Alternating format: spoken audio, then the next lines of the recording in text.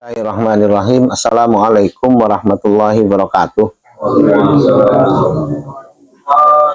Alhamdulillah, malam ini adalah malam pertama setelah beberapa waktu, beberapa malam, beberapa hari kita tidak bertemu ya, jarang ketemu.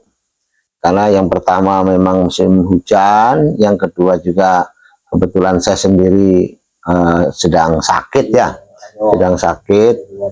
akhirnya saya beristirahat beberapa hari dan sekarang alhamdulillah sudah mulai sehat kembali, dan saya akan terus melakukan perbaikan tentang masalah hak-hak bekerja masyarakat lokal, masyarakat Cilegon.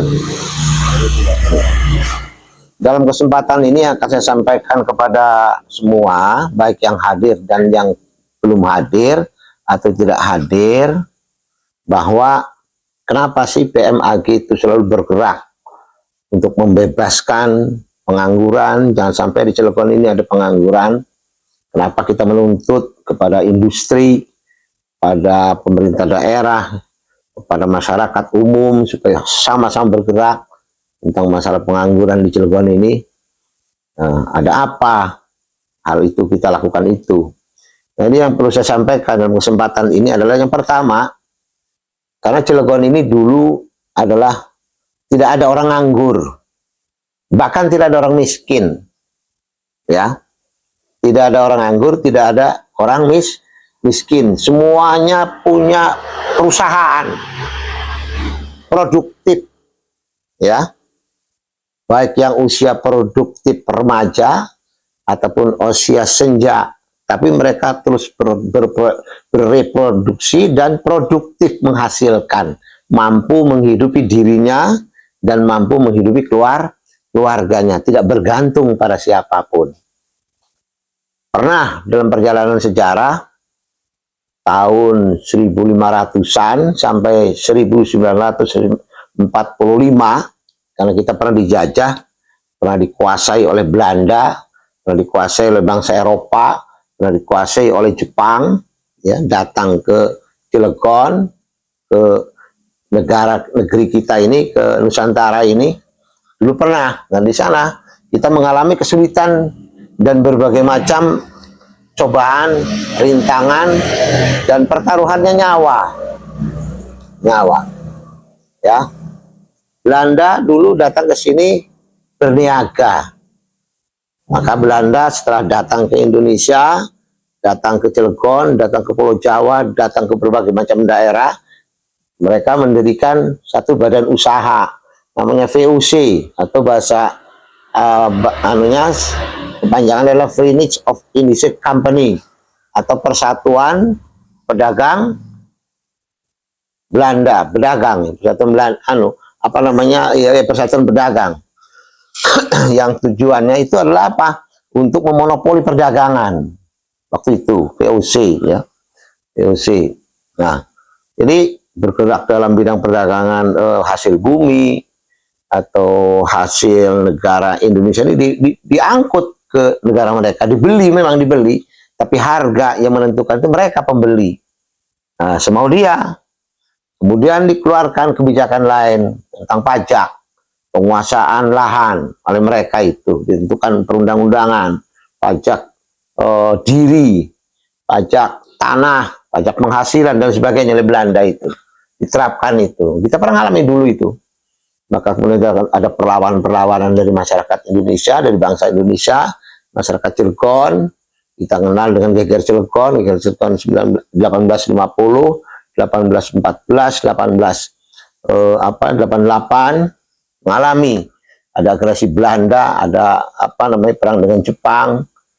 Kita ngalami itu, orang tua kita ngalami itu. Artinya itu apa? Yang dibela itu apa? Tentang hak-haknya. Nah, kita ini sudah merdeka dan kita hidup di wilayah kita, di kampung kita. Nah, kampung kita itu dulu adalah tidak ada orang miskin, tidak ada orang bergantung pada orang lain, tapi bergantung pada dirinya dan mengelola dirinya, memanfaatkan kemampuannya dengan apa? Memproduktifkan lahan, sawah, ladang, air, sungai, rawa, kemudian laut. Itu produktif. Ya, sehingga ikan, sayur, beras itu nggak pernah beli karena hasilnya ada, jelas, punya ketahanan. Ya, maka disebutlah Cilegon ini sebagai lumbung padi. Itu zaman Kesultanan Banten yang kemudian berubah menjadi wilayah kekuasaan Hindia Belanda, gitu ya. Dengan dibentuknya keadaan pemerintahan Indonesia di Cilegon, ada istilahnya dulu ada Kedaulatan Cilegon. Ini kepanjangan dari Presiden Banten, kemudian pusatnya adalah di Belanda dulu. Sekarang sudah enggak, itu sudah merdeka. Nah, perubahan-perubahan itu sampai pada setelah kemerdekaan 1960-an, 1962, 1973 dan seterusnya sampai hari ini terjadi perubahan pemanfaatan sumber daya alam. Ya, sumber daya alam kita apa? Laut. Itu sumber daya alam kita itu melimpah itu. Dulu kita bikin garam sendiri, bikin terasi sendiri, ikannya kita nyari sendiri dulu, beli jarang, kalau beli itu dulu.